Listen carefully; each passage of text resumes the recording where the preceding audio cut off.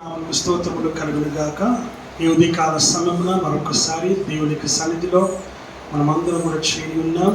ఆ దేవాది దేవుని యొక్క వాక్యమును మనం వినడానికి సిద్ధముగా ఉండాలని మనం చేస్తున్నాం. ఈరోజున మనం బల్లల్లో కూడా మనం పాలు పొందిన ఉంటున్నాము కనుక జాగ్రత్తగా దేవుని వాక్యాన్ని వినాలని మీకు నేను మనవి చేస్తూ ఉన్నా.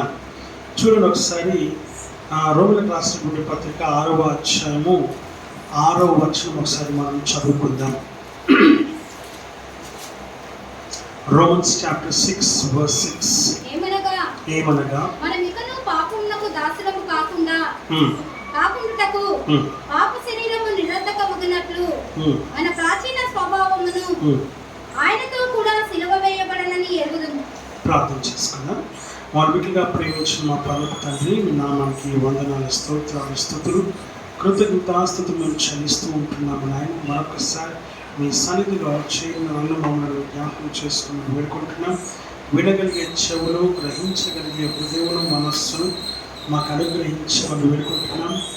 నిర్లక్ష్యము అలక్ష్యము అని మాకు ఉండకుండా, లేకుండా, రాకుండా సహాయం చేసి మహిమ పొందమని ప్రభువా, నీ పరిశుద్ధాత్మ సంచారము, నీ పరిశుద్ధాత్మ కార్యములు, నీ పరిశుద్ధాత్మ ప్రభువా నడిపింపు మాకు అనుగ్రహించమని పెట్టుకుంటున్నాను.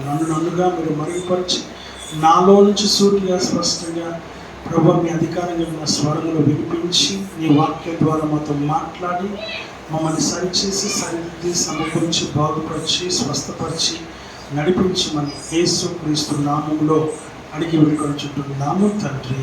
ఆమేన్. హల్లెలూయా, హల్లెలూయా.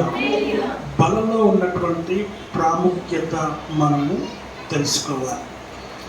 దేవుని వాక్యము సెలవిస్తున్నటువంటి మాటలు మనం ఇక్కడ చూస్తూ ఉన్నాం. అంటాడు 8వ అధ్యాయం ఇంతకుముందు మనం చదువుకున్నాం. అంటాడు ఆయన 2వ వచనం నుంచి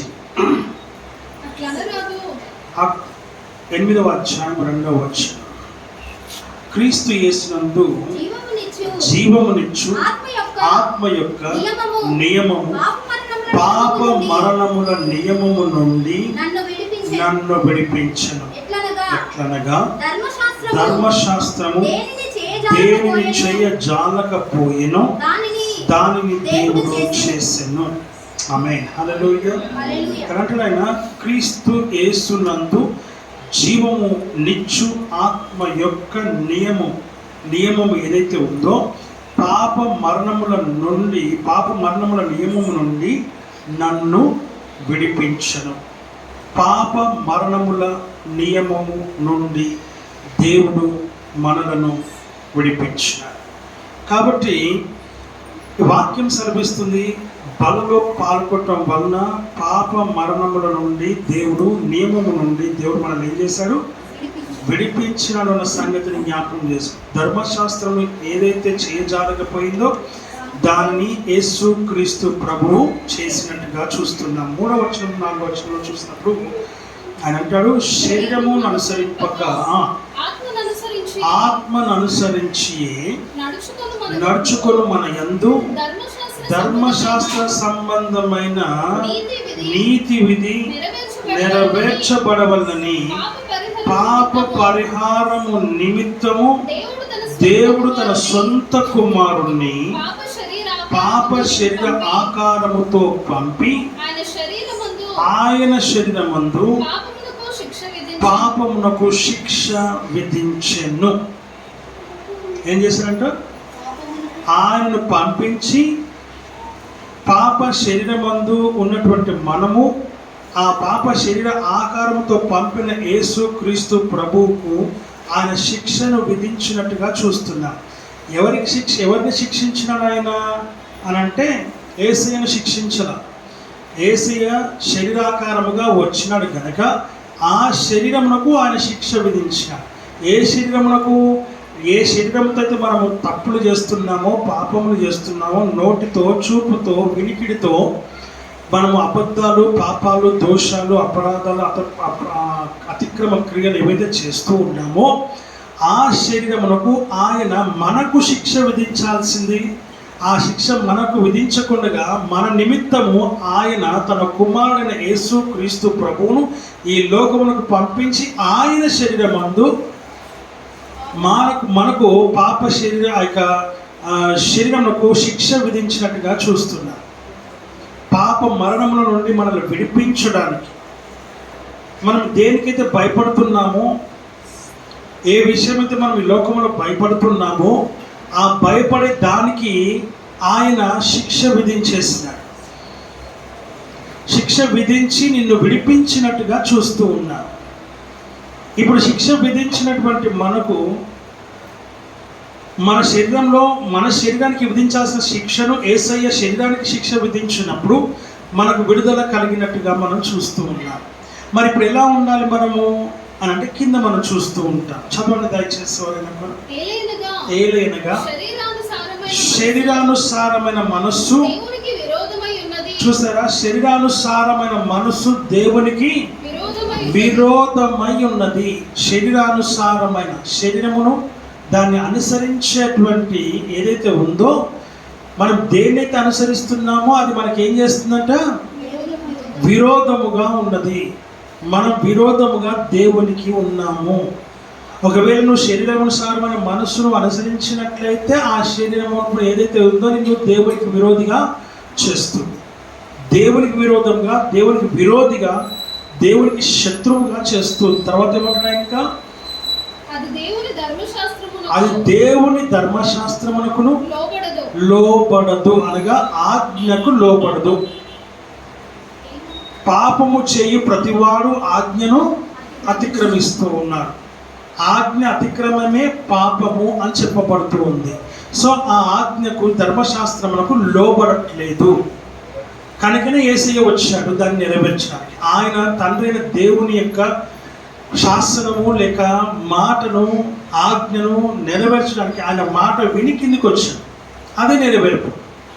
ఆయన నెరవేర్చినాడు కనుక ఈ రోజున మరలా మనకు క్షమాపణ, విమోచన, విడుదల ఆయన ద్వారా మనకు కలిగినట్లుగా దేవుని వాక్యము ద్వారా మనము చూడగలుగుతూ ఉంటూ ఉన్నాం. హల్లెలూయా. ఆ తర్వాత అంటున్నాడు, ఏ మాత్రమును లోబడనేరదు, కాగా శరీర స్వభావం గలవారు దేవుణ్ణి సంతోషపరచనేరరు. శరీర స్వభావం ఎవరైతే కలిగి ఉన్నారో, శరీరంను అనుసరించి ఎవరైతే నడుస్తూ ఉన్నారో వారు దేవుని సంతోషపరచలేరు.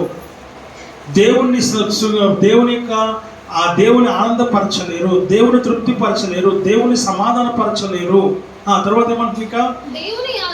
దేవుని ఆత్మ మీలో నివసించి ఉన్న ఎడల మీరు ఆత్మ స్వభావం గలవారే గాని శరీర స్వభావం గలవారు ఎంత మాత్రము కారు. ఎవడైనను క్రీస్తు ఆత్మ లేని వాడైతే వాడు ఆయన వాడు కాడు. క్రీస్తు ఆత్మ ఎవరైతే లేకుండా ఉంటారో, ఇదిగో నేను వెలుచున్నాను, మీ కొరకు ఆదరణకర్తను పంపుతాను. ఆ ఆదరణకర్త ఎవరో కాదు, పరిశుద్ధాత్ముడు. ఆ పరిశుద్ధాత్మ ఎవరైతే కలిగి ఉండరో వారు ఎంత మాత్రము కారు. దేవుడు ఆత్మ గనక ఆయన ఆరాధించేవారు ఆత్మతోనూ సత్యముతోనూ ఆయన ఆరాధించవలను. ఆయన ఆత్మ కలిగి ఉంటేనే ఆత్మతో సత్యముతో నువ్వు ఆరాధన చేయగలుగుతావు. లేకపోతే నువ్వు ఆరాధన చేయలేవు. ఆరాధించాలంటే దేవుని ఆత్మ కావాలి. నీ సొంతంగా నువ్వు ఆరాధన చేయలేవు. నీ సొంతంగా నువ్వు దేవుణ్ణి స్తుతించలేవు. నీ సొంతంగా దేవుణ్ణి మహిమపరచలేవు. నువ్వు సొంతంగా దేవుణ్ణి వర్ణించలేవు, వివరించలేవు, మహిమపరచలేవు, కీర్తించలేవు, పూజించలేవు, ఆరాధించలేవు, ఆయన నామాన్ని గణపరచలేవు. ఆ విషయాన్ని నువ్వు గమనించాలని వాక్యం ద్వారా మనం చూస్తూ ఉంటున్నాం. ఆ దేవుని ఆత్మ లేనివాడు ఆయన వాడు కారు అని క్లియర్గా చెప్తూ ఉన్నాడు. when you don't receive the spirit of the Lord, you will not belong to him. ఇంతకు మించి ఇంక వేరే మాటనే లేదు. దేవుని ఆత్మను పొందుకున్నవాడు, దేవుని ఆత్మను కలిగినవాడు ఆయనవాడు. మరి నువ్వు ఆయన దానవా కాదా అనేది నీకే తెలియాలి. నాకు తెలియదు, నాకు తెలీదు.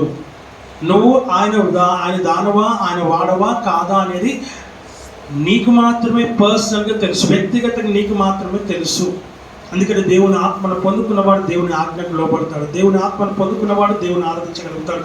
దేవుని ఆత్మను పొందుకున్నవాడు దేవుని మాట వింటాడు. దేవుని ఆత్మను పొందుకున్నవాడు దేవునికి లోబడతాడు. దేవుని ఆత్మను పొందుకున్నవాడు సంఘానికి లోబడతాడు. దేవుని ఆత్మకు లోబడిన వాడు నియమములు ఏవైతే ఉన్నాయో, రూల్స్ రెగ్యులేషన్స్, వాటన్నిటికీ పాటిస్తాడు. దేవుని ఆత్మకు ఎవరైతే కలిగి ఉన్నాడో దేవునికి దేవుని ప్రతినిధిగా ఈ లోకంలో ఉంటాడనే వాక్యం ద్వారా మనం ఇక్కడ గమనిస్తూ ఉన్నాం. దేవుని ఆత్మను కలిగిన వాడు ఇతరులను ప్రేమించగలుగుతాడు. దేవుని ఆత్మను పొందుకున్నవాడు ఇతరులను గౌరవిస్తాడు. దేవుని ఆత్మను పొందుకున్నవాడు నెడువలని పొరుగు వాడిని ప్రేమించుకునే మాటను లోబడి కట్టుబడి వాడు ఉంటాడని వాక్యం ద్వారా చూస్తాడు. నీ దేవుని ఆత్మను పొందుకున్నవాడు తన దేవుని ఆత్మ కనుక ఆయన ఆరాధించేవాడు ఆత్మతోను సత్యముతోను ఆరాధించగలుగుతాడు. దేవుని ఆత్మను పొందుకున్నవాడు మాత్రమే దేవుణ్ణి చూడగలుగుతాడు. దేవుణ్ణి పొందుకున్నవాడు దేవుణ్ణి దేవుళ్ళరా అనుదినము అనుభవించగలుగుతాడని వాక్యము ద్వారా మనం ఇక్కడ చూస్తూ ఉన్నాం. దేవుని ఆత్మ లేనివాడు వీటిలో ఏట్లో కూడా వాడు కనపడడు. ఆ విషయాన్ని మనం జ్ఞాపకం చేసుకోవాలని దేవుని వాక్యము ద్వారా మనం ఇక్కడ చూస్తూ ఉన్నాం. హల్లెలూయా, హల్లెలూయా. నా ప్రియమైనటువంటి వారులారా, నా ప్రియమైన దేవుని సంగమా, దేవుని ఆత్మ లేకపోతే నువ్వు ఎంత వ్యర్థమో, ఎంత శూన్యమో, ఎంత ఖాళీయో వాక్యం చెప్తూ ఉంది. యు ఆర్ నథింగ్ అని చెప్తుంది. యు ఆర్ జీరో అని చెప్తుంది. You are zero, you can't do anything. ఏది నువ్వు చేయలేవు.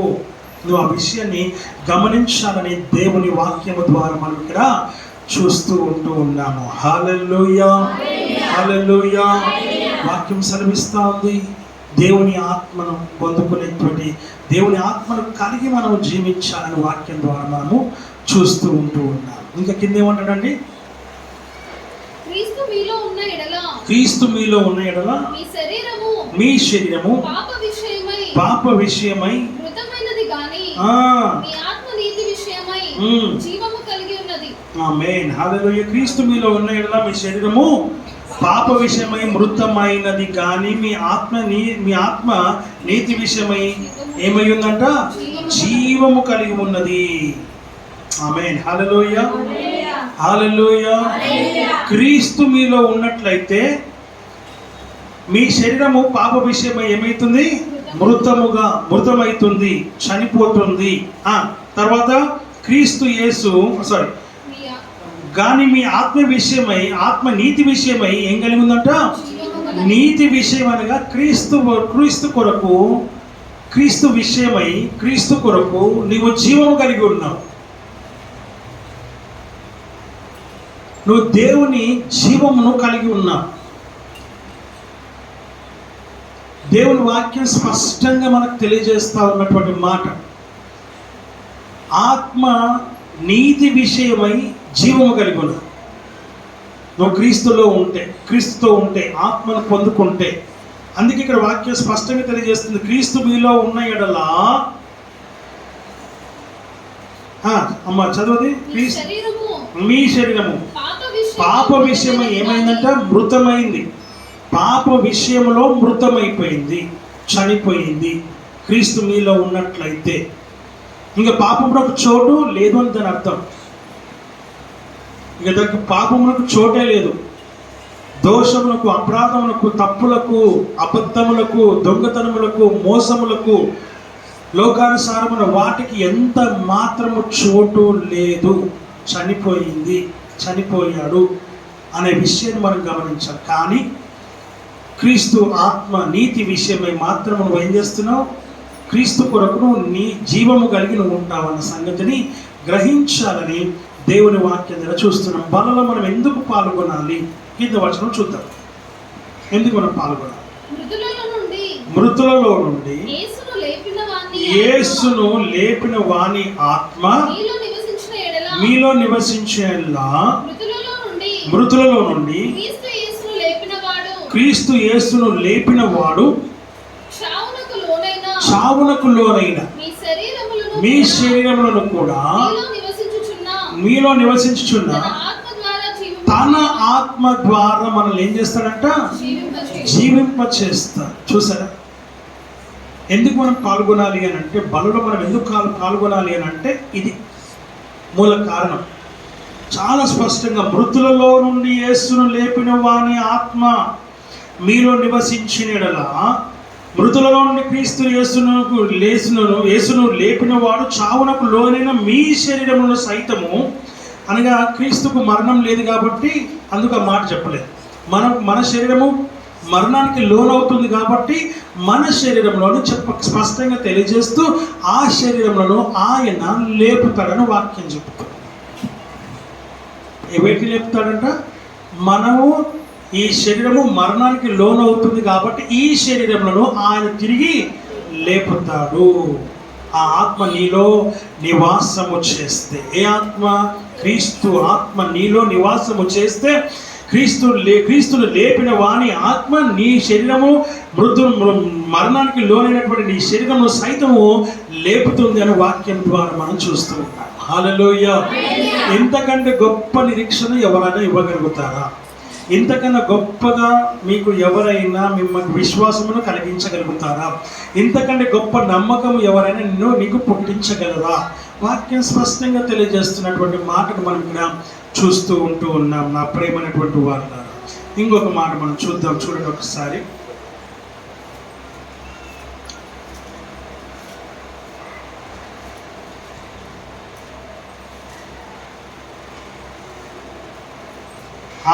యోహాను సువార్త 6వ అధ్యాయంలోకి మనం వెళ్దాం దయచేసి.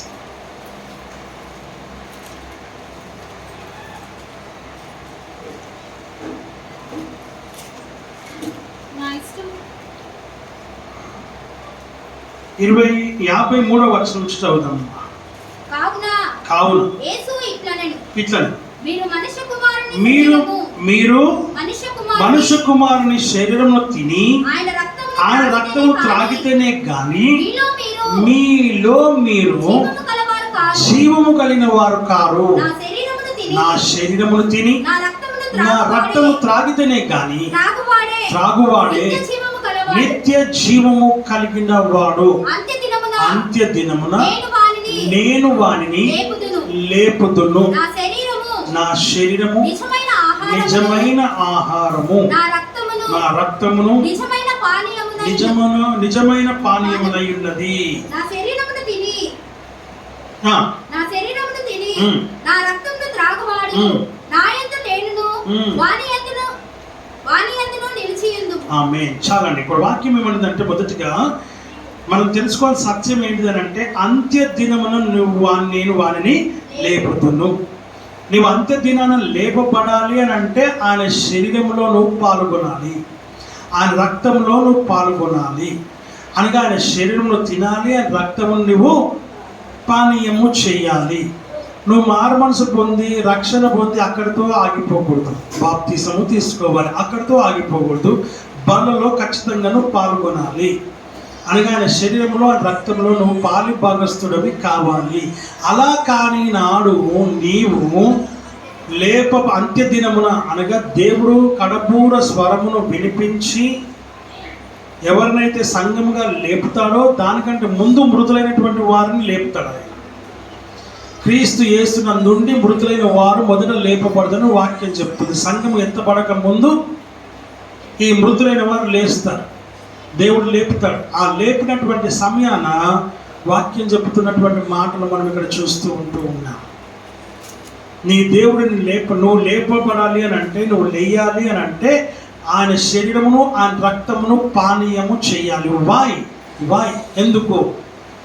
మళ్ళొక్కసారి చాలా స్పష్టంగా మీకు నేను తెలియజేస్తున్నాను. బలలో మనం ఎందుకు పాల్గొనాలి అనగా, లార్డ్ సప్పర్, కమ్యూనియన్ ఎందుకు మనం పాల్గొనాలి?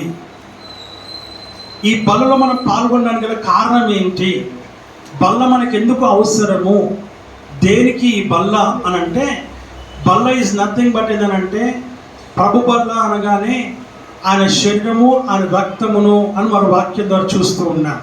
ఆయన శరీరమును తిని ఆయన రక్తమును త్రాగాలి, పానీయము చేయాలని వాక్యం చెప్తుంది. ఎందుకు అనంటే, ఆయన ఎలాగైతే లేపబడ్డాడో ఆ లేపబడిన శరీరమును తింటే, ఆ లేపబడిన రక్తమును నువ్వు పానీయము చేసినట్లయితే అంత్య దినమున, ఎందుకంటే ఆ శరీరము ఆ రక్తము నిత్య జీవము కలిగిందని వాక్యం చెప్తుంది. ఏమైందంట? నిత్య జీవము అని స్పష్టంగా తెలియజేస్తుంది. నా శరీరము తిని నా రక్తము త్రాగు వాడే నిత్య జీవము గలవాడు. నేను ఒక్క నిమిషం అమ్మా, నేను దిగి వచ్చిన జీవాహారము నేనే. ఎవరైనా ఈ ఆహారం భుజిస్తే వాడు ఎల్లప్పుడూ జీవించి ఉంటాడు. మరియు నేను ఇచ్చు ఆహారము లోకమునకు జీవము కొరకైన నా శరీరమే అని మీతో నిశ్చయంగా చెప్పుచున్నానని వాక్యము స్పష్టంగా మనకు తెలియజేస్తూ ఉంది. తన శరీరమును తిని రక్తము త్రాగువాడు మాత్రమే జీవము కలిగి ఉంటాడు. మీలో మీరు జీవము రక్తం తాగితేనే కానీ మీలో మీరు జీవము గలవారు ఎంత మాత్రము కారు. ఆయన శరీరమును తినకపోతే, నా శరీరమును తిని నా రక్తము త్రాగువాడు నిత్య జీవము గలవాడు. అంత్య దినమున నేను వారిని లేపుదును. నా శరీరము నిజమైన ఆహారమును నా రక్తము నిజమైన పానీయమునై ఉన్నది. హల్లెలూయా, హల్లెలూయా. నిజమైన ఆహారము నిజమైన పానీయమునై ఉన్నది.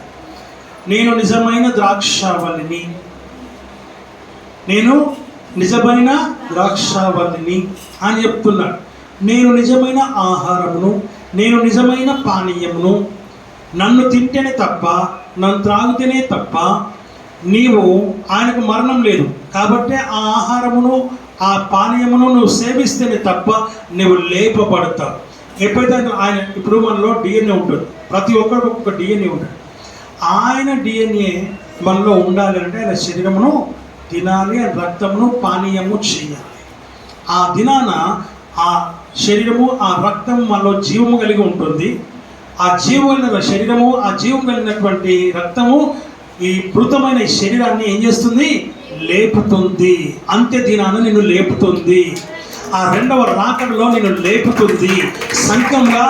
సంఘానికి ఉంటే ముందు నిన్ను లేపుతుంది. ఆ సంఘంలో నువ్వు పాలు పంపులు చేయాలని, ఆ సంఘంలో నువ్వు చేర్చాలని దేవుడిని లేపు. ఆనాడు జీవం కలిగినటువంటి మనుషులు ఎవరైతే ఉన్నారో, జీవం కలిగినటువంటి మానవులు ఎవరైతే ఉంటున్నారో, విశ్వాసులు ఎవరైతే ఉంటున్నారో వారిలో కలవడానికి దేవుడు చనిపోయినటువంటి నిన్ను సైతము లేపి ఆ సంఘములో నిన్ను కలపడానికి ఆయన స్వరము వినబడాలంటే ఈ రక్తములో ఈ శరీరములో నువ్వు పానీయము ఆహారము చెయ్యాలి. ఆమేన్, హల్లెలూయా. ఆయన శరీరము తినకపోతే, ఆ రక్తమును పానీయము చేయకపోతే దేవుని వాక్యం సెలవిస్తుంది ఆయన స్వరము నీకు వినపడదు. ఏ స్వరము? కడబూర స్వరము నీకు ఎంత మాత్రము వినపడదు.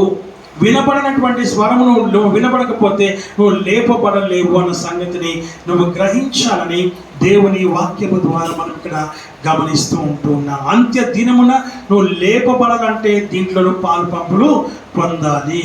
హల్లెలూయా, హల్లెలూయా.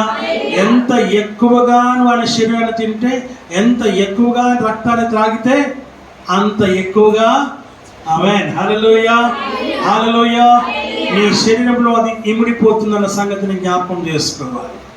త్వరగా రెస్పాండ్ అవుతుంది. ఒక్క వారంలో ఒక్క నెల కూడా మిస్ అవ్వద్దు. ఏం కావద్దు? ఒక్క నెల కూడా మిస్ అవ్వద్దు. ఎందుకు నెలకే మనం పెడుతున్నాము అని అంటే, నెల రోజు మనం చాలా టైం మనకి. ఎందుకనంటే వారం పెడితే దానికి విలువ ఉండదు, వారం పెడితే దానికి మర్యాద ఉండదు, గౌరవం ఉండదు. ఇష్టానుసారంగా దాంట్లో పాలు పంపులు పొందుతారు. అదే నెలకొకసారి అనుకోండి, భయముతో భక్తితో వారమంతా ప్రార్థన చేసుకొని, ఆ వారమంతా వాక్యం చదువుకొని, వారమంతా ఉపవాసం, వారమంతా దేవునిలో కన్నీరు కాల్చి, ఆ వారమంతా నీ పాపములు, నీ దోషములు, నీ అపరాధం, అతిక్రమ క్రియలన్నీ, నీ స్వభావం అంతా కూడా ఒప్పుకుంటూ దేవుని సన్నిధిలో కన్నీరు కారుస్తూ దేవుని సన్నిధిలో ఏం చేస్తావు? నువ్వు ఏం చేస్తావు? ప్రార్థన చేసుకుంటావు. ప్రార్థన చేసుకొని భయముతో భక్తితో వచ్చి దేవుని సన్నిధిలో ఆయన యొక్క శరీరమును ఆయన రక్తమును పానీయము చేయగలుగుతావు అన్న సంగతిని గమనించదగినదని వాక్యం ద్వారా మనం ఇక్కడ చూస్తూ ఉంటూ ఉన్నాం. హల్లెలూయా, హల్లెలూయా. అందుకే బల్ల ఎందుకు అని అంటే నీవు నిత్య జీవం పొందుకోవడానికి ఒకటి. రెండోది అంత్య దినమున నీవు లేపబడడానికి. మూడోది పాప నియమములు కలిగిన శరీరాన్ని మృతము చేసి జీవముతో నింపడానికి, జీవము కలిగి ఉండడానికి అని వాక్యము ద్వారా మనం చూస్తున్నాం. ఆ జీవము కలిగిన శరీరం నీలో ఉంటే నీవు ఆ శరీరం ఏమవుతుంది? అంత్య దినమున లేపబడుతుంది. లేకపోతే సమాధిలోనే ఉంటావు. సో బల్ల చాలా ఇంపార్టెంట్. బలలో పాల్గొనకపోతే ప్రేమ దేవుని బిడ్డలను అంత్య దినాన లేపబడవు, నిత్య జీవం కలిగిన ఉండవు అన్న సంగతిని నీవు జ్ఞాపకం చేసుకోవాలి. నరకానికే పాత్రురాలివి, నరకానికే నువ్వు పాత్రుడవి, నరకానికే నీవు వెళ్తావన్న సంగతిని గమనించదగినదని వాక్యం ద్వారా మనం చూస్తూ ఉన్నాం. అందుకే ఈ బల్ల దేవుడు మనకు నియమించిన ఆయన అన్న అందు గురించి ఏమంటున్నాయినా, ఇదిగో నేను వచ్చి పర్యంతరం వరకు దీన్ని ఆచరించమని చెప్పాడు. అంతేనా? దేవుని వాక్యం సెలవిస్తున్నటువంటి మాట మనం చూస్తున్నాం. ఆ ప్రకారమే కదా ఆయన వచ్చే పర్యంతరం వరకు నువ్వు ఏం చేయాలి? నువ్వు పాటించాలి, నువ్వు కంటిన్యూగా దీన్ని కొనసాగించమని చెప్పాడు ఆయన. ఈ రొట్టెను తిని ఈ పాత్రను త్రాగినప్పుడల్లా ప్రభు వచ్చు వరకు, ఎప్పటి వరకు? ఎప్పటి వరకు? ఆయన రాకడ వరకు, ఆయన వచ్చేంత వరకు ఏమంటున్నాయినా ఆయన మరణమును ప్రచురించాలి. నన్ను జ్ఞాపకం చేసుకోవడానికే ఈరోజు మనమందరం ఇక్కడ కూర్చున్నాం, వాక్యాన్ని వింటూ ఉన్నాం. కానీ నీ మనస్సు, నీ హృదయం, నీ ఆలోచన, నీ తలంపు ఆయనతో ఏకమై ఉండాలి, ఆయనతో ఏకమై ఉండాలి. ఎందుకు అనంటే ఆయన ప్రతి గాయమును చుంబించాలి, ఆయన ప్రతి గాయమును నువ్వు దేవుని జ్ఞాపకం చేసుకోవాలి. నీ కొరకు ఆయన పడిన పాటలన్నింటినీ నువ్వు జ్ఞాపకం చేసుకోవాలి. నీ కొరకు ఆయన అనుభవించినటువంటి అనుభవాన్ని అంతటి జ్ఞాపకం చేసుకోవాలి. నీ కొరకు ఆయన పడిన శ్రమ అంతటి జ్ఞాపకం చేసుకోవాలి. నీ కొరకు అనుభవించినటువంటి ఆ దెబ్బలన్నింటినీ నువ్వు జ్ఞాపకం చేసుకోవాలి. వాక్యం సెలవిస్తుంది, ముళ్ళ కిరీటం దగ్గర నుంచి మొదలుకొని ప్రియమైన దేవుని బిడ్డలారా, వాక్యం సెలవిస్తూ ఉంది. ఆయన చేతిలో మేకులు, ప్రక్కలో బల్లపు పోటు, కాళ్ళకి మేకులు, తర్వాత శిలువ పైన యాగం, శిలువను మోస్తూ ఆయన 1 తక్కువ 40 దెబ్బలు, కొరడా దెబ్బలు, దూషణలు, హింసలు, తృణీకరణలు, అపహాస్యాలు, ఆయన అవమానాలు, పడినటువంటి కష్టం, శ్రమ, కార్చిన రక్తం, ఆయన దెబ్బలను, ప్రతి దెబ్బలను జ్ఞాపకం చేసుకోవాలి. ఆ 40 దెబ్బలు మాత్రమే కాదు, ఆ దారి పొడుగున ఆయనని కొడుతూనే ఉన్నారు, తోసేస్తూనే ఉన్నారు, దారి పొడుగున ఆయన్ని హింసిస్తూనే, వేధిస్తూనే ఉన్నారు, దారి పొడుగున ఆయన్ని ప్రేమ దేవుని బిడ్డలారా అవమానిస్తూనే ఉన్నారు. యూదుల రాజంట, ఇదిగో దేవుని కుమారుడంట అంటూ రకరకాల మాటలతో ఆయన్ని బాధిస్తూ, వేధిస్తూ, హింసిస్తూ, నరక యాతనకు అనుభవించేసి ఆయన్ని సిలువ వేసినట్టుగా మనం చూస్తున్నాం. ఏ సిలువకైతే వేసినారో ఆ సిలువనే ఆయనతో మోపించి ఆ భారమును, ఆ బరువును మోయలేక, దానికంటే ఎక్కువ భారము, దానికంటే ఎక్కువ బరువు, దానికంటే ఎక్కువ కష్టం ఏంటిదనంటే మన పాపములు ఆయన పైన వేయబడడమే. ఆ పాపం నుంచి విమోచించడానికి, ఆ పాపం నుంచి విడుదల కలగ చేయడానికి, ఆ పాపం నుంచి నిన్ను ఆయన ప్రేమ దేవుని బిడ్డల బంధకాల్లో నుంచి విడిపించడానికి ఆయన వాటినన్నిటినీ నోరు తెరవకుండా అనుభవించినట్టుగా మనము చూడగలుగుతూ ఉంటున్నాం. నీవైతే చేయలేవు గనుక, నీవైతే అనుభవించలేవు గనుక, నీవైతే వాటిని తట్టుకోలేవు గనుక, నీకైతే నువ్వు వేసినా కూడా ఆ పాప క్షమాపణ దొరకదు గనుక, పరిశుద్ధుడును, పవిత్రుడును, నీతిమంతుడును, న్యాయవంతుడును, అపవిత్రత లేనివాడును, పాపము లేనివాడునై ఉండాలి కనుక, పాపము లేనివాడు నీతిమంతుడు యేసుక్రీస్తు ప్రభు. ఆ యేసుక్రీస్తు ప్రభు నీ కొరకు పరలోకమును దిగి వచ్చిన జీవాహారమునై ఉన్నాడన్న సంగతిని నీవు జ్ఞాపకం చేసుకోవాలని వాక్యం ద్వారా మనం చూస్తున్నాం. ఆ శరీరం కింద ప్రతి వాని జీవితంలో, ప్రతి వాని శరీరంలో జీవము కలిగే ఉంటాడు తప్ప, ఆ జీవం కలిగిన శరీరాన్ని తిని నీ శరీరంలో ఉన్నటువంటి ఆ యొక్క ప్రతి విధమైనటువంటి వ్యాధులు, రోగాలు, బలహీనతలు, నొప్పులు, పాపము, దోషము, అపరాధము, భక్తులు, ప్రేమ దేవుడు అన్నిటి కూడా క్షమాపణ పొందుకోవడమే కాకుండా స్వస్థతను పొందుకుంటామన్న సంగతిని నీవు జ్ఞాపకం చేసుకోవాలని వాక్యం మనం చూస్తూ ఉన్నాం. ఎప్పుడైతే నువ్వు వ్యాధి కలిగి ఉంటావో, రోగం కలిగి ఉంటావో, ఎప్పుడైతే నువ్వు బలహీనత కలిగి ఉంటావో, నొప్పి కలిగి ఉంటావో, ఒక్కసారి దేవుని సన్నిధిలో మోకరించు. ఒకసారి దేవుని సన్నిధిలో ప్రార్థన చేయి. ఒకసారి దేవుని సన్నిధిలో అడుగు, అయ్యా నీ శరీరం నేను తిన్నాను, అయ్యా నీ రక్తం నేను త్రాగినాను ప్రభువా, దయతో నన్ను జ్ఞాపకము చేసుకో. ఈ శరీరాన్ని ప్రభువా నీ శరీరంతో ప్రభువా ఆక్రమించు, నీ శరీరంతో నన్ను పరిశుద్ధపరచు, నీ శరీరంతో నన్ను బాగుపరచు, నీ శరీరంతో నన్ను బాగు చేయి, నీ శరీరంతో నన్ను బలపరచు నాయన, నన్ను స్వస్థపరచు ప్రభువా. నీ జీవం వల్ల నీ శరీరము, ఈ పాప శరీరము, ఈ దోషకరమైన శరీరము స్వస్థపరచు ప్రభువా. అయ్యా ఈ పాప శరీరంలో బాగు చేయనైనా విమోచించు ప్రభువా, విడుదల కలిగి చేయి ప్రభువా అని దేవుణ్ణి అడిగడానికి నువ్వు ఎప్పుడైతే అడుగుతావో నిశ్చయంగా నీలో ఉన్న రోగాలు, వ్యాధులు, బలహీనతలు, నొప్పులు అన్ని కూడా మటుమాయమవుతాయి. కారణం జీవం ఉన్న శరీరము నీవు తిన్నావు కనుక. నిత్య జీవం అనుగ్రహించే శరీరాన్ని తినే ప్రతి వారు ప్రార్థన చేయాలి. ఏమని ప్రార్థన చేయాలి? నీ జీవమైన శరీరము, నీ మృతమైన శరీరము స్వస్థపరచును కాక. నిశ్చయంగా స్వస్థపరుస్తుంది. జీవం వల్ల శరీరము, మృతమైన శరీరమును, పాప శరీరమును స్వస్థపరుస్తుంది, విడుదల కలగజేస్తుంది, బాగు చేస్తుంది, స్వస్థపరుస్తుంది, నూతన పరుస్తుంది, నూతన బలమునిస్తుంది, వ్యాధిని కలిగే రోగమును సమస్తము కూడా నిర్మూలము చేస్తుంది, విడుదల కలగజేస్తుంది అనే సంగతిని నువ్వు గమనించాలని వాక్యం ద్వారా మనం చూస్తున్నాం. అందుకు నువ్వు బలలో పాల్గొనాలి. అందుకు నువ్వు శరీరమును జీవం వల్ల శరీరము తినాలి. అందుకు ఆ జీవం కలిగినటువంటి నిత్య జీవం కలిగినటువంటి రక్తమును నువ్వు త్రాగాలి. ఆమేన్, హల్లెలూయా. ఇదేదో ఒట్టిగానే రొట్టె చేసుకొచ్చినాం, ఏదో ద్రాక్షరసం చేసుకొచ్చినాం, ఇక్కడ పెట్టేసినాం కాదు. ప్రేమ దేవుని సూచన ఆయన శరీరము, ఆయన రక్తము ప్రేమ దేవుని అంత ఈజీ కాదు, నువ్వు అనుకున్నంత ఈజీ కాదు ఇక్కడ. అందుకే వాక్యం సెలవిస్తున్న మాట మనం చూస్తున్నాం. కనుక ఇక్కడ అంటున్నా ఆయన నిత్య జీవం. మళ్ళీ ఎవరైతే తింటాడో అంతే దినమున వాడు ఏం చేయబడతాడు? లేపబడతాడు. ఏం చేయబడతాడు? నేను లేపుతాను. ఆయన లేపాల్సిన అవసరం ఏం లేదు. వినబడగానే ఆటోమేటిక్గా నువ్వు లేస్తావు. ఆటోమేటిక్గా నీ మృతతుల్యం అయిపోయినటువంటి, పాడైపోయినటువంటి ఎముకల గూడులు, అక్కడ ఎముకలు మాత్రం మిగిలినాయి, ఎముకలు కూడా లేవా? అది కూడా అయిపోయింది. అక్కడ కూడా ఏం లేదా? కొన్ని వేల సంవత్సరాలు అయిపోయిందని చనిపోయి నో ప్రాబ్లం. దేవుని స్వరాన్ని పెట్టి అన్ని ఆటోమేటిక్గా అవే వచ్చేస్తాయి. ఎందుకంటే ఆయన మహిమ కలిగిన వాడు కనుక. He is a glorious God. He is a glorious God. వాక్యం సెలవిస్తున్న మాట మనం చూస్తున్నాం. When we fill with this glory, this body will become glorious. వాక్యం సెలవిస్తున్న రీతిగా నువ్వు ఆ విషయాన్ని గమనించాలని దేవుని వాక్యం ద్వారా మనం చూస్తున్నాం. ఇప్పుడు మనం చూద్దాం. చూడండి ఒకసారి మళ్ళీ వెనక్కి వద్దాం. రోమిలకు రాసిన పత్రిక 6వ అధ్యాయం 6వ వచనం ఏమంటున్నాడు అక్కడ ఆయన?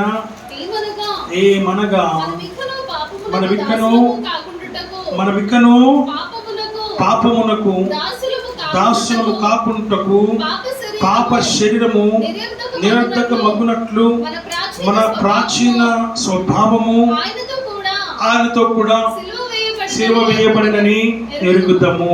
ఏం చేయాలి? మొదటిది నీ పాప శరీరమును, నీ పాప ప్రాచీన స్వభావమును ఆయనతో కూడా ఏం చేయాలి?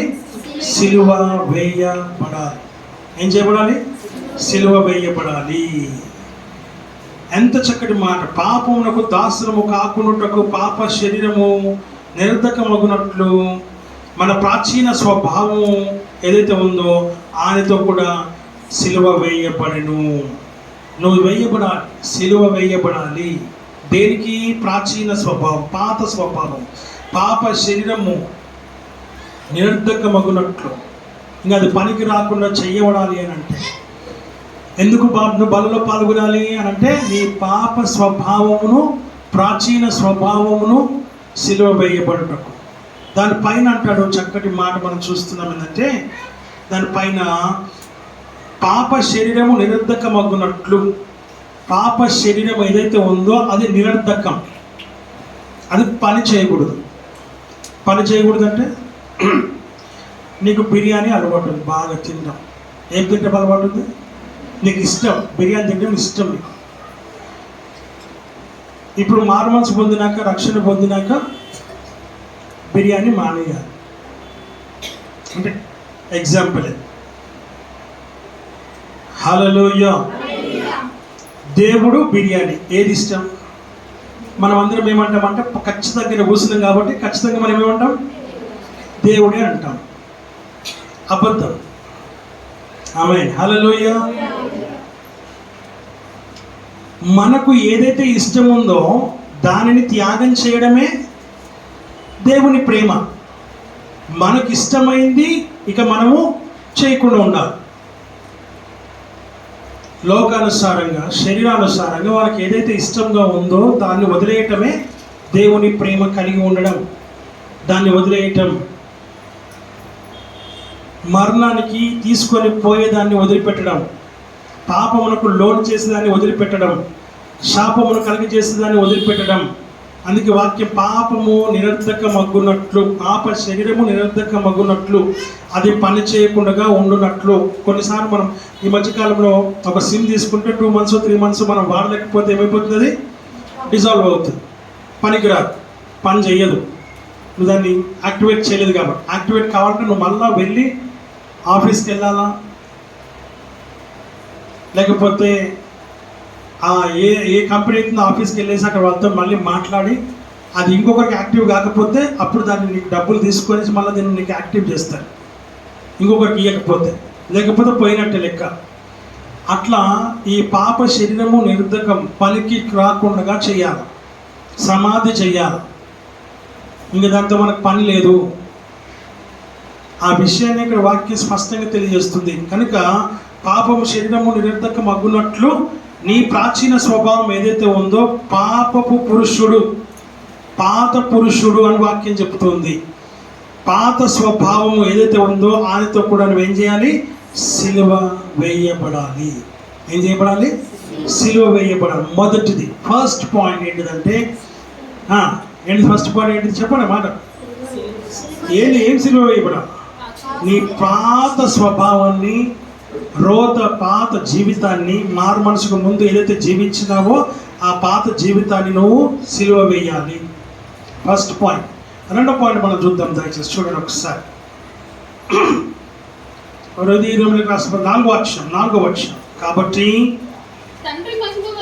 తండ్రి మహిమ వలన క్రీస్తు మృతులలో నుండి ఎలాగు లేపబడినో అలాగే మనమును నూతన జీవం పొందిన వారమై నడుచుకున్నట్లు మనము బాప్తిస్మము వలన మరణములో పాలు పొందుటకై ఆయనతో కూడా పాతి పెట్టబడితిమి. ఏం చేయబడాలి? పాతి పెట్టబడాలి. మొదటిదేమో సిలువ వేయబడాలి, రెండవది పాతి పెట్టాలి. ఏం పాతి పెట్టాలి? ఇక్కడ అదే ప్రాబ్లం ఇప్పుడు మనకి. ఏం పాతి పెట్టబడాలి అని అంటే మా మరణములో పాలు పొందుటకై ఆయనతో కూడా పాతి పెట్టబడాలి. ఆమేన్. హల్లెలూయా. అనగా ఇందాక చూసిందే పాత జీవితం, జీవితం ఏదైతే ఉందో దాన్ని మనం ఏం చేయాలి? పాతి పెట్టాలి.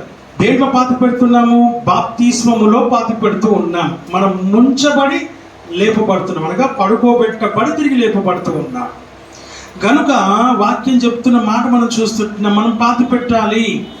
వాక్యం సెలవిస్తున్నటువంటి మాటను మనం చూస్తూ ఉన్నాం. కనుక ఆ రీతిగా కాబట్టి తండ్రి మహిమ వలన క్రీస్తు మృతులను ఎలాగో లేపబడినో అలాగే మనలను నూతన జీవం పొందిన వారమై నడుచుకొనున్నట్లు మనము బాప్తిసం వలన మరణంలో పాలు పొందుటకై ఆయనతో కూడా పాతి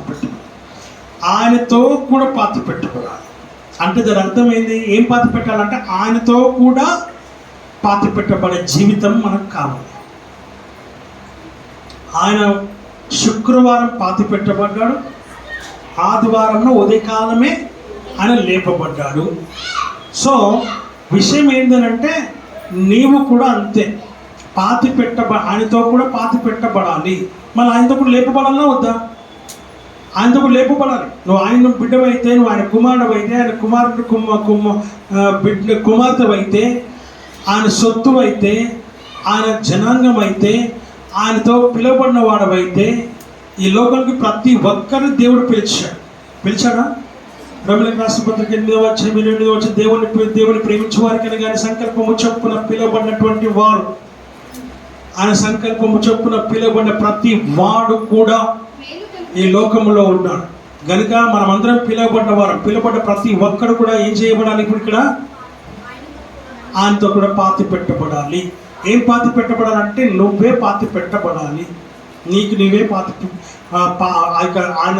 ఆయన ఎలాగైతే పాతి పెట్టబడ్డాడో నీవు కూడా పాతి పెట్టబడాలి. ఇంతే, ఇంకేం లేదు అక్కడ.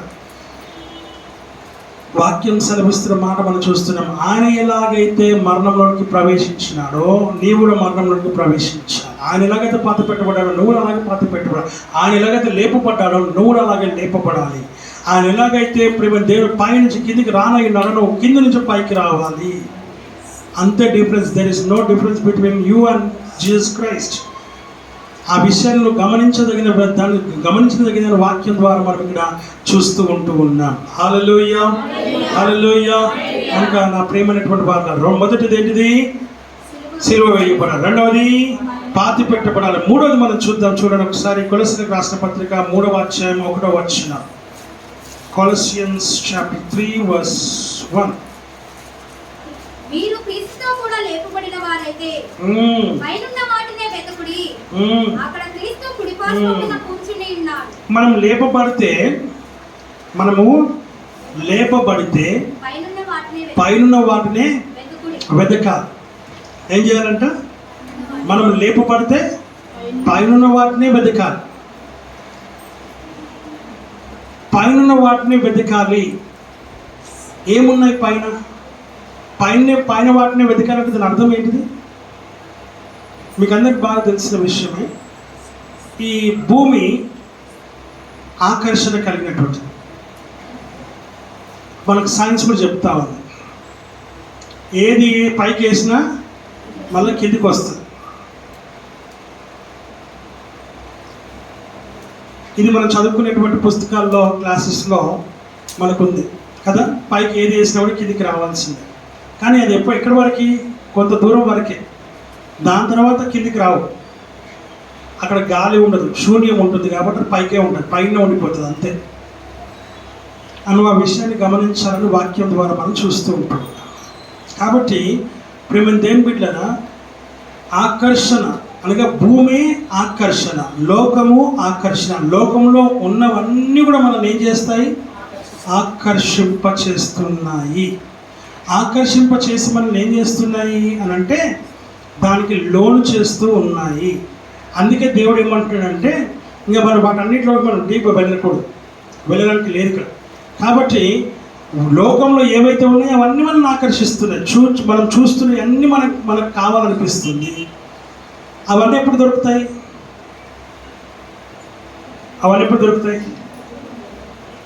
ఫర్ ఎగ్జాంపుల్ మన ఇంట్లో ఫ్రిడ్జ్ లేదు, ఏసీ లేదు, కూలర్ లేదు, సోఫా సెట్ లేదు, టీవీ లేదు, ఏసీ లేదు, ఫ్యాన్ లేదు. ఫర్ ఎగ్జాంపుల్ ఇవన్నీ నిత్యావసర వస్తువులు. ఇప్పుడు ఒకరింటికి వెళ్తే ఇవన్నీ ఉన్నాయి, మనకు కూడా ఏమనిపిస్తుంది? టేబుల్ ఫ్యాన్లోకి పైన ఫ్యాన్ కావాలనిపిస్తుంది, పైన ఫ్యాన్లోకి కూలర్ కావాలనిపిస్తుంది, కూలర్లోకి ఏసీ కావాలనిపిస్తుంది, షాప్ ఉన్నోడికి చైర్ కావాలనిపిస్తుంది, చైర్ ఉన్నోడికి సోఫా కావాలనిపిస్తుంది. ఆమేన్, హల్లెలూయా. డబ్బా టీవీ ఉన్నోడికి ఏం కావాలనిపిస్తుంది? ఒక ఎల్ఈడి టీవీ ఉంటే బాగుంది అనిపిస్తుంది. ఆ ఎల్ఈడి టీవీ చిన్నదిగా పెద్దది కావాలనిపిస్తుంది. ఇప్పుడు అవి పోయి ఇంకా వేరే కొత్త మోడల్స్ వచ్చిన అవి కావాలనిపిస్తుంది. ఫ్రిడ్జ్ చిన్నది కొనుక్కున్నాం సెకండ్ హ్యాండ్. పాతది ఎందుకు కొరకు దేవుడు ఏదైనా కొత్తది కొనుక్కుందాం, ఎప్పుడు పాతదేనా అని కొత్తది కొనుక్కుంటా. అది పోయి డబుల్ డోర్, అంటే పైన ఒకటి కింద ఒకటి తెలిసేది. అది పోయి 3 పైన ఒకటి మధ్యలో ఒకటి కింద ఒకటి. అది పోయి డబుల్ డోర్ పెద్దది అల్మార్ లెక్క ఉంటుంది, అది కొనుక్కోవాలి. అంటే ఏదైనా ఆ మనిషికి ఏమనిపిస్తుంది? ఆశ, కోరిక.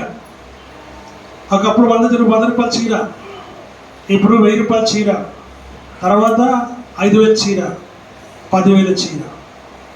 ఒకప్పుడు 100 రూపాయలు కొనుక్కోవడానికి ఎంతో కష్టపడేవాళ్ళం, ఇప్పుడు 10,000 చీర కొంటున్నాం. ఏం కొంటున్నాం?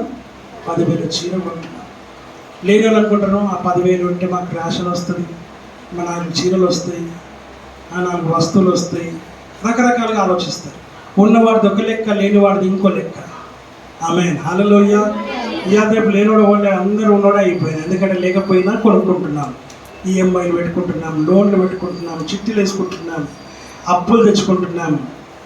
అన్నీ ఆ ఇంట్లో ఉంది, నా ఇంట్లో కూడా ఉండాలా, తప్పేం లేదు. ఆమేన్, హల్లెలూయా.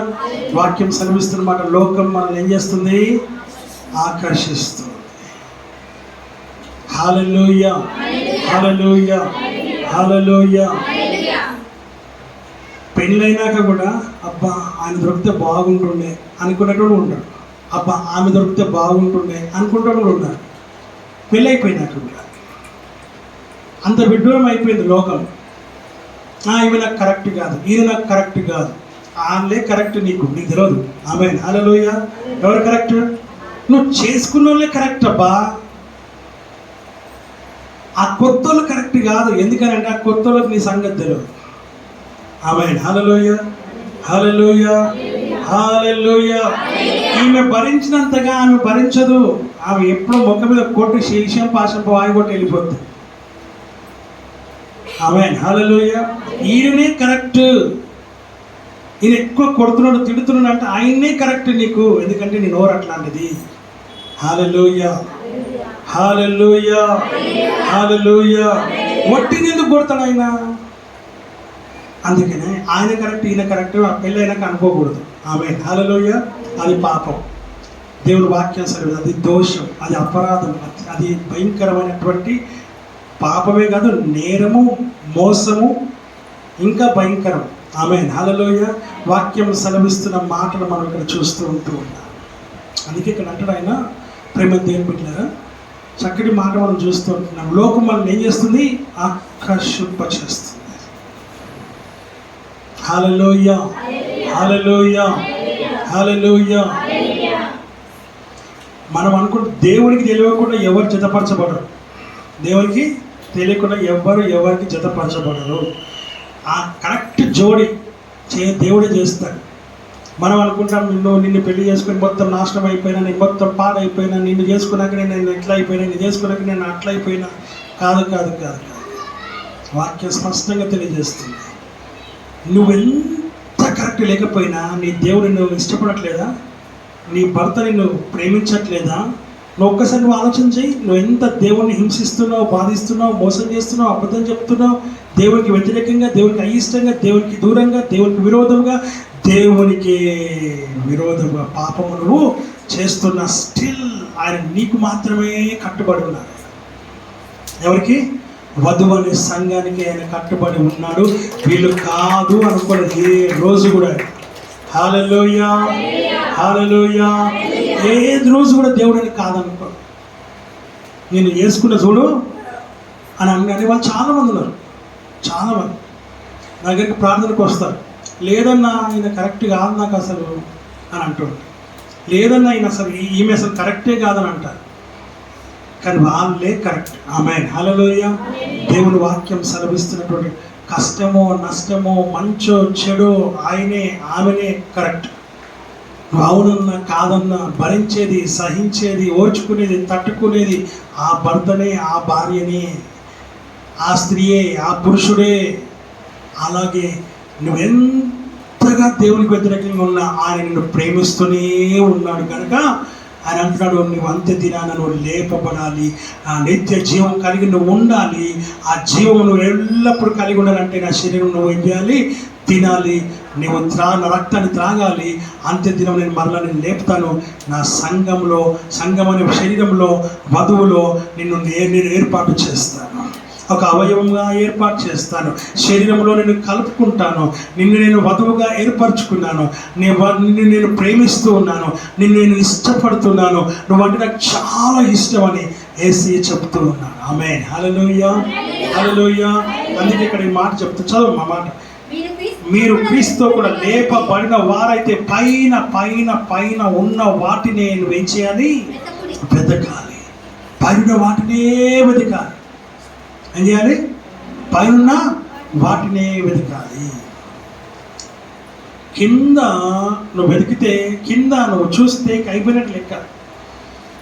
నీ ఆలోచనలు అన్నీ కూడా పాడైపోతాయి, నీ తలంపులన్నీ పాడైపోతాయి, నీ జీవితం అంతా నాశనం అయిపోతుంది.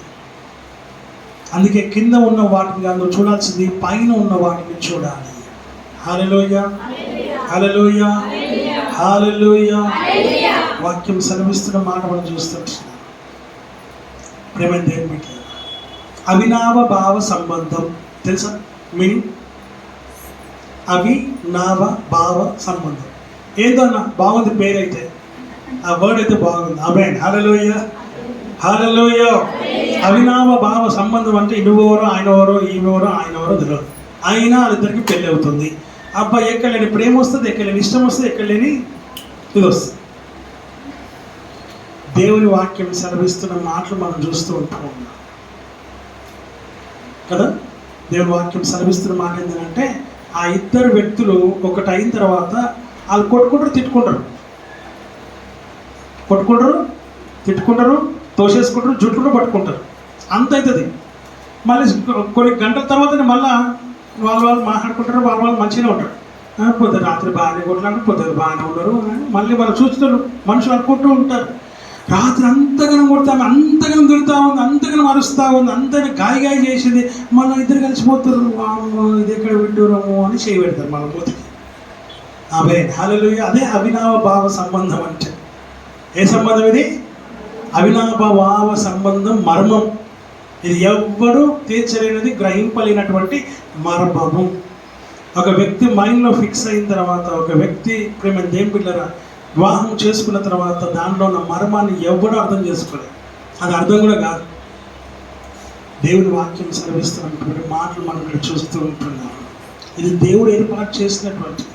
అందుకే పైన ఉన్నవాడు, ఎందుకని పైన ఉన్నాడంటే ఆ ప్రేమ నిజమైనది, ఆ ప్రేమను కలిగి ఉండాలనేది పైన ఉన్న వాటిని ఏమున్నాయి పైన ఆయనే ఉన్నాడు. ఆ పరిశుద్ధత, పవిత్రత, నీతి, యథార్థత, న్యాయము, మంచితనము, పరిశుద్ధత, ప్రేమ, వెలుగు, దైవత్వము, కుమారత్వము, వెలుగు. ఆమేన్, హల్లెలూయా. దేవుడు, తండ్రి అయిన దేవుడు పరలోకం ముందు పైన ఉన్న వాటిని వెతికి. అక్కడ ఆశలు లేవు, కోరికలు లేవు, అక్కడ ఏమీ లేవు. అక్కడ పొద్దున వండినటువంటి కూర సాయంత్రం అయిపోతుంది, రాత్రి సాయంత్రం ఏమి ఉండాలి, రేపటికి ఏమి తయారు చేసుకోవాలని దానిపైన మన ఆలోచన తలంపులు ఉంటాయి. అక్కడ ఏమి ఉండవు. ఏమి తిందుము, ఏమి త్రాగుదుము, ఏమి ధరించుకుందుము, ఏమి ఉండవు అక్కడ. మహిమ శరీరము, మహిమతో నింపబడి ఉంటాం, మహిమ కలిగి ఉంటాం. దేవుని మహిమనే మన పైన ఉంటుంది. దేవుని మహిమను కలిగిన వారమై మనం జీవిస్తూ ఉంటాం, బ్రతుకుతాం. దేవుని మహిమతోనే మనం ఉంటామన్న సంగతిని నేను జ్ఞాపకం చేసుకోవాలి. అందుకే ఆయన ఇక్కడ ఏమంటున్నాడు? పైన మీరు క్రీస్తుతో కూడా లేపబడిన వారైతే పైన వాటినే వెదకుడి. తర్వాత అక్కడ క్రీస్తు దేవుని కుడి పార్శ్వమున. అది సంగతి.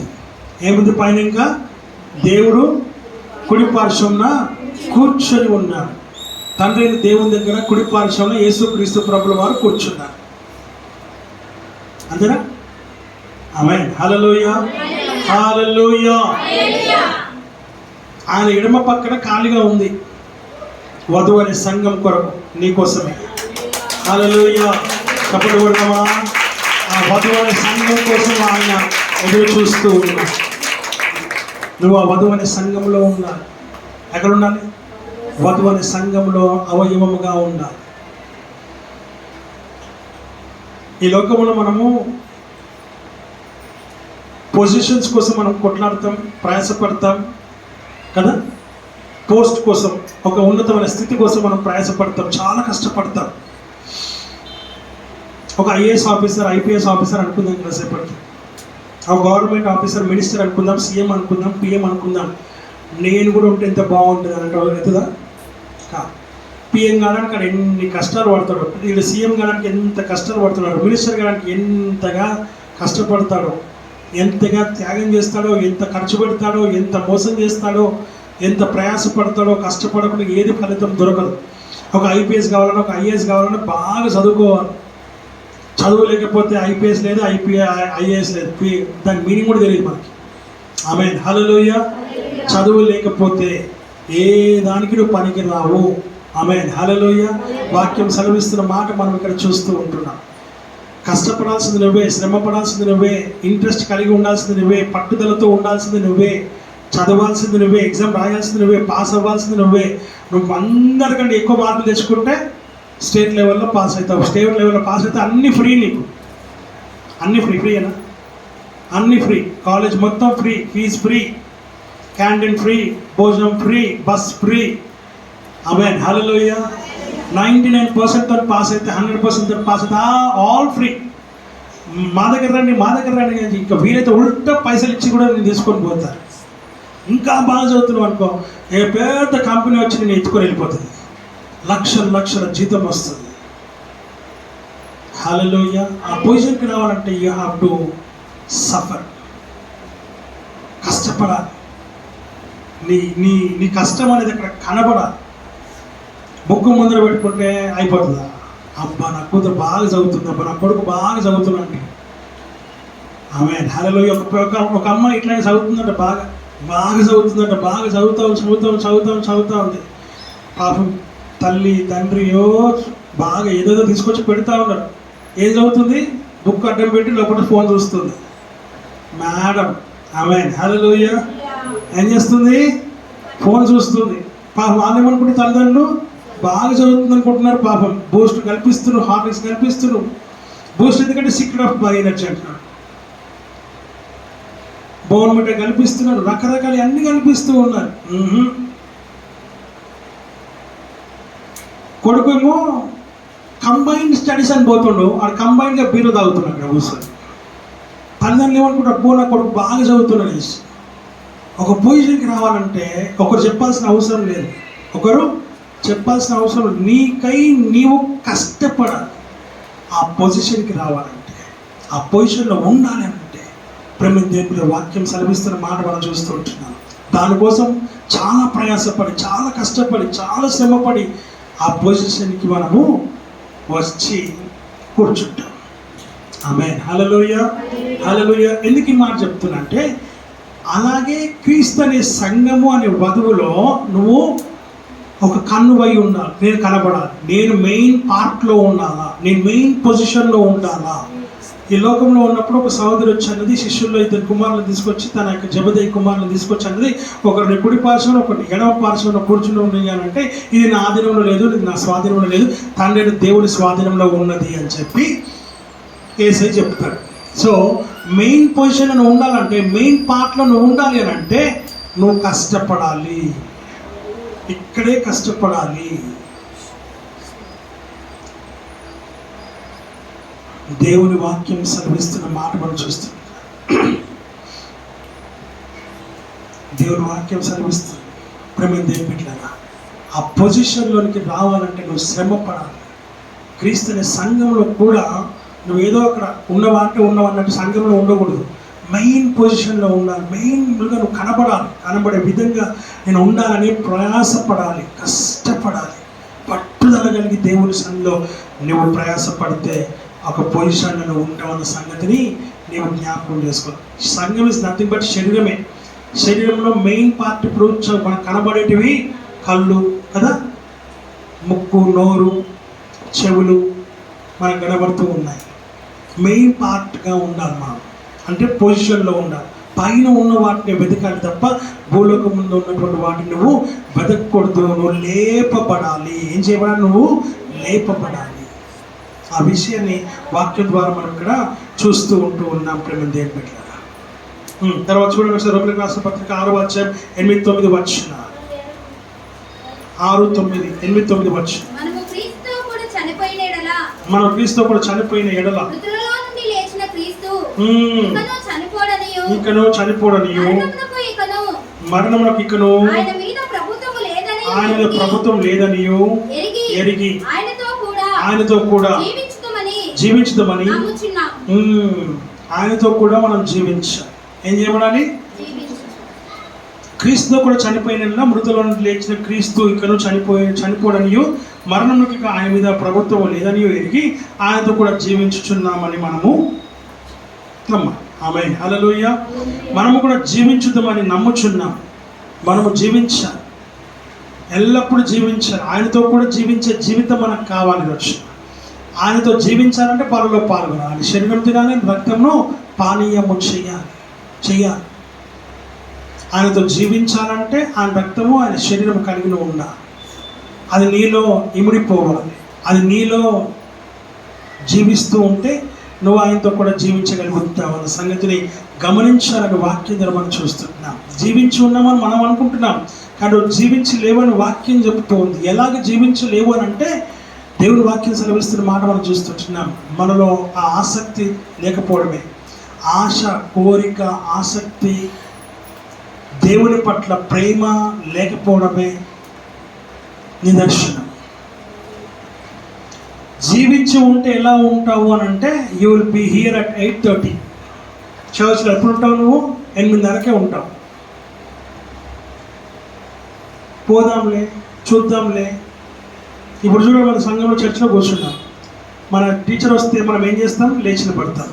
టీచర్ ఏం చేస్తుంది? నిల్చొని టీచింగ్ చేస్తుంది. ఆమేన్, హల్లెలూయా. స్టూడెంట్కి శిరస్సు ఎవరు? పైన ఎవరు అంటే టీచర్. టీచర్కి పైన ఎవరు? ప్రిన్సిపల్. ప్రిన్సిపల్ పైన ఎవరు? చైర్మన్. చైర్మన్కి పైన ఎవరు? ఇంకెవరు మనకు తెలియదు. ఆమేన్, హల్లెలూయా. అలాగే ఒకరికొకరు లేచిన పడతారా, నిలబడరా? ఆమేన్, హల్లెలూయా. మనం కూడా ఇక్కడ కూర్చుంటాం. కొన్నిసార్లు మనం ఇక్కడ కూర్చొని ఆరాధన అవుతుంటే మనం లేచి కూడా లేచి నిలబడం. మనం ఎందుకు? కాళ్ళు వస్తున్నాయి. అక్కడ అయ్యాయా? స్కూల్లో, కాలేజ్లో, ఆఫీస్లో నిలబడతాం కదా. ఆమేన్, హల్లెలూయా. దేవుని వాక్యం సెలవిస్తుంది, ఏది నీ మర్యాద, ఏది నువ్వు క్రీస్తుతో కూడా జీవించి ఉన్నావు, లేపబడితేనే కదా, చనిపోతేనే కదా, పాతి పెట్టబడితేనే కదా నువ్వు జీవించి ఉంటే ఆయనకు మర్యాద ఇస్తావు. హల్లెలూయా. ఆయనకు గౌరవిస్తావు. ఇది దేవుని సన్నిధి. ఆరాధన అంటే ఖచ్చితంగా నిలబడి ఉండాలా, ఆరాధన చేయాలా, కళ్ళు మూసుకోవాలా, చేతులు ఎత్తాలా, హృదయాన్ని కుమ్మరించాలా, సమర్పణ చేయాలా, ఆయన నామాన్ని ఆరాధించాలి, ఆయన నామాన్ని గణపరచాలి, ఆయన నామాన్ని పూజించాలి, కీర్తించాలి. వాక్యం సెలవిస్తున్న మాట మనం చూస్తున్నాం. ఇక్కడనేమో అన్ని బలలికనే, ఇక్కడ అన్ని నీకు నొప్పులే. వ్యాపారం చేసేటప్పుడు నొప్పులు రావు, పనులు చేసేటప్పుడు నొప్పులు రావు, ఆఫీస్కి వెళ్తే నొప్పులు రావు. అన్ని నొప్పులున్నా ఖచ్చితంగా నిలబడాల్సింది అక్కడ. లేదంటే గెట్ అవుట్ అక్కడ, ఆయన ఉద్యోగం పోతుంది. ఆమేన్, హల్లెలూయా. ఇక్కడ ఉద్యోగం పోయేది ఏం లేదు, కానీ అక్కడికంటే ఎక్కువ ఇంపార్టెన్స్ ఇవ్వాల్సింది దేవుని సన్నిధిలో. కారణం ఏంటంటే దేవుడు నీకు జ్ఞానమును, తెలివిని, బుద్ధిని, స్వతంత్రత, ఫ్రీడమ్ ఆయన నీకు ఇచ్చాడు. కాబట్టి ఏమిచ్చాడు? Freedom, independence. ఆయన వస్తే లేస్తావు. ఇక్కడ ఎవరు అడిగేవాళ్ళు లేరు ఇక్కడ. కానీ నీకై నువ్వు దేవునికి మర్యాద, విలువ ఇవ్వాలి. ఆమేన్. ఈ దేవుడిని చూస్తూ ఉంటాడు తప్ప నేను అడగడు. ఎందుకు నిలబడని అడుగుతాడా? నిలబడని ఎవడు కూడా చెప్పడు. ఆమేన్, హల్లెలూయా. వాక్యం సెలవిస్తున్న మాట మనం చూస్తున్నాం. అది నీ బాధ్యత. దేవునికి ఏమి ఇచ్చాడంటే ఆ ఫ్రీడమ్ నీకు ఇచ్చాడు, ఆ ఇండిపెండెన్స్ నీకు ఇచ్చాడు. కష్టమైన అక్కడ నిలబడతావు, నువ్వు బాగలేకపోయినా నిలబడతావు అక్కడ. ఇక్కడ కూడా నిలబడాలా. ఆమేన్, హల్లెలూయా, హల్లెలూయా. ఇంట్లో వంట చేసేటప్పుడు వంటింట్లో నిలబడతావు కదా. దేవుని వాక్యం సెలవిస్తుంది. అంతకంటే విడ్డూరమా దేవుని మందిరంలో? దేవుడు చూస్తాడు అంతే. ఫ్రీడమ్ ఇచ్చేసాడు, ఇండిపెండెన్స్ ఇచ్చేసాడు. You are free from everything. God has given you independence. నువ్వు ఎప్పుడైనా రావచ్చు, నువ్వు ఎప్పుడైనా పోవచ్చు, కానీ నీకే ఉండాల పట్టుదల, నీకే ఉండాల ఆశ, నీకే ఉండాల కోరిక, నీకే ఉండాల భయం, నీకే ఉండాల భక్తి. ఒకరు చెప్తే వచ్చేది కాదు, నీ లోపల పుట్టి రావాలి. చెప్పేవాడు చెప్తూనే ఉంటాడు, వినేవాడు వింటూనే ఉంటాడు, చేసేవాడు చేస్తూనే ఉంటాడు. అనే రీతిగా మనము జీవిస్తే అంత్య దినమున నువ్వు లేపబడవు. ఏం చేయబడవు? ఆజ్ఞ అతిక్రమమే పాపం చేయి ప్రతివాడు అయిపోయి. ఆమేన్, హల్లెలూయా. ఇంకో మాట చూద్దాం. ఎఫెసీయులకు రాసిన పత్రిక 2:7.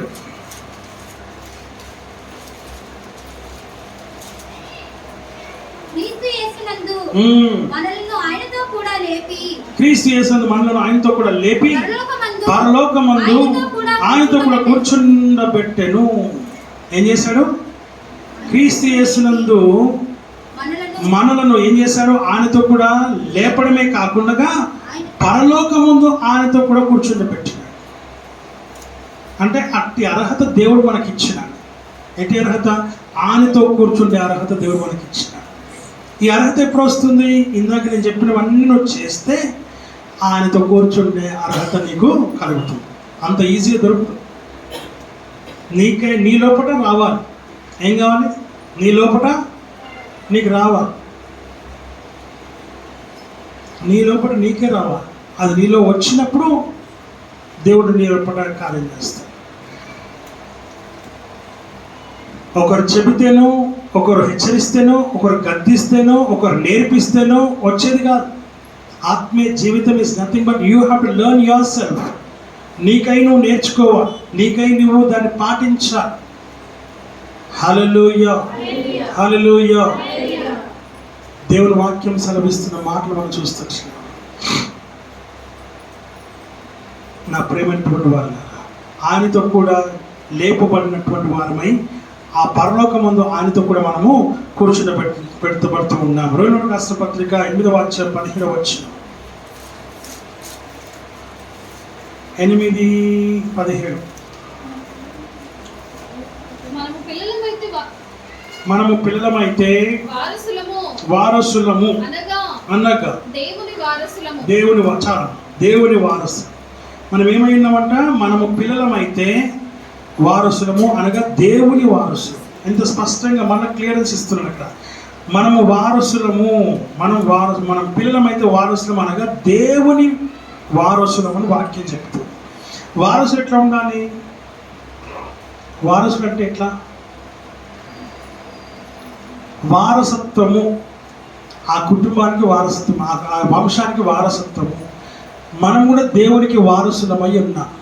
ఆయన ఎలాగైతే ఈ లోకంలో జీవించాడో అలాగే ఈ లోకంలో మనం కూడా జీవించాలని, ఆయన వారసత్వము కలిగిన వారమై ఉండాలని, ఆయన ఎలాగైతే పరిచర్య చేసినాడో, ఆయన ఎలాగైతే దేవుని సన్నిధిలో ప్రేమను దేవుని ప్రార్థన చేసినాడో, ప్రతి రాత్రి ఆయన ఒలివల కొండకి వేరే వేరే ప్రాంతాల్లో ఆయన ఎలాగైతే ప్రార్థన చేసినాడో, సువార్తను ప్రకటించినాడో, ఎలాగైతే తల్లిదండ్రులకు లోబడ్డాడో, ఎలాగైతే ఆయన పరలోకం దిగి వచ్చినాడో, ఎలాగైతే ఆయన ప్రకటించినాడో, ఎలాగైతే అనేకులను స్వస్థపరిచినాడో, బాగుపరిచినాడో, ఎలాగైతే అనేకులపైన కనికరము చూపించినాడో, ఎలాగైతే దయను ప్రేమను చూపించినాడో, ఎలాగైతే ఆయన నడుచుకున్నాడో, ఆ అడుగుజాడలు నడుచుకోవడమే మనము ఆయన వారసులుగా ఉంటాం.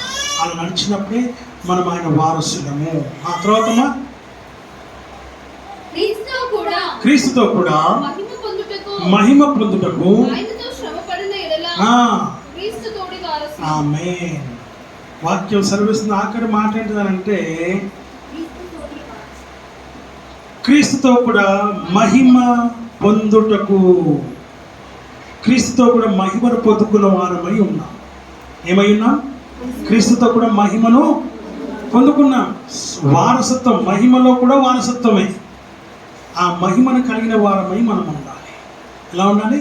క్రీస్తు మహిమను పొందుకున్న వారమై ఉండాలి. ఆ మహిమలో దేవునికి ఇచ్చాడు. తండ్రి, నువ్వు నాకు ఏ మహిమ అయితే ఇచ్చినావో ఆ మహిమని నేను వీరికి ఇచ్చి ఉన్నాను అంటాడు ఆయన. యోహాను సువార్తలో చెప్తాడు. కనుక ఆ మహిమను కలిగిన వారమై, ఆ వారసత్వం కలిగిన వారమై ఈ లోకములో, ఈ లోకానికి నీవు వారసుడిగా కనబడాలి. నువ్వు పోయి నేను టాటా కంపెనీకి వారసుని అంటే ఒప్పుకొని రావాలన్నా?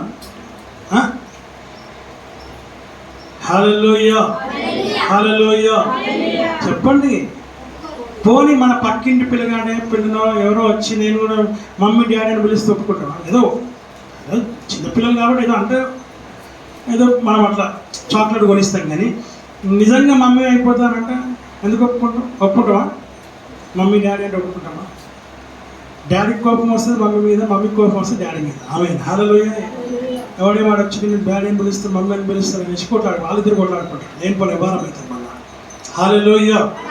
సో అట్లా పక్కింటోనే మనం యాక్సెప్ట్ చెయ్యము. ఏమీ లేని మనకే వచ్చి మనల్ని పిలిస్తే వారసత్వం తీసుకుంటా అంటే ఒప్పుకో. ఆమేన్, హల్లెలూయా. అంతవరకు ఎందుకు? మన పిల్లలకు తీసుకొచ్చిన బర్గర్, పిజ్జా, చాక్లెట్ ఏదైతే ఉందో, ఇంకొక పిల్లలు ఎవరైనా వచ్చారనుకోండి మన ఇంటికి, ఇస్తామా వాళ్ళ ముందర? పోరా ఇంటికో అని పంపించేసేసి ఇంటికి ఇస్తాం. హల్లెలూయా, హల్లెలూయా. దేవుని వాక్యం సెలవిస్తుంది, నా కొడుకుకు తీసుకొచ్చిన బర్గర్ నా కొడుకే పసా తినాలి తప్ప వేరేవాడికి నేను ఇవ్వనే ఇవ్వా. నా కొడుకు తీసుకొచ్చి చాక్లెట్ వాడు కసా తినాలి తప్ప అది తిని ముక్కుకి అంతా అంటించుకుంటే నేను చూడాలి తప్ప వేరేవాళ్ళు అంటించుకుంటే నేను చూడా. ఆమేన్, హల్లెలూయా. నా కొడుకు తీసుకొచ్చిన చికెన్ ముక్కలు ఫ్రైలు అన్ని వాడే తినాలి తప్ప ఇంకెవ్వరు తినకూడదు. హల్లెలూయా, హల్లెలూయా, హల్లెలూయా. నా వారసుడు నా వారసుడే తినాలి. చుట్టాల పిల్లలు వచ్చినా కూడా మెల్లగా ఏం చేస్తాము, అన్నం కింద ఫస్ట్ మొత్తం డంప్ చేసి దాన్ని అన్నంతో కవర్ చేసి అరే దాని కింద ఉన్నాయి జాగ్రత్తగా తిను అటు తిరిగి కూర్చో అని కూడా చెప్తాం.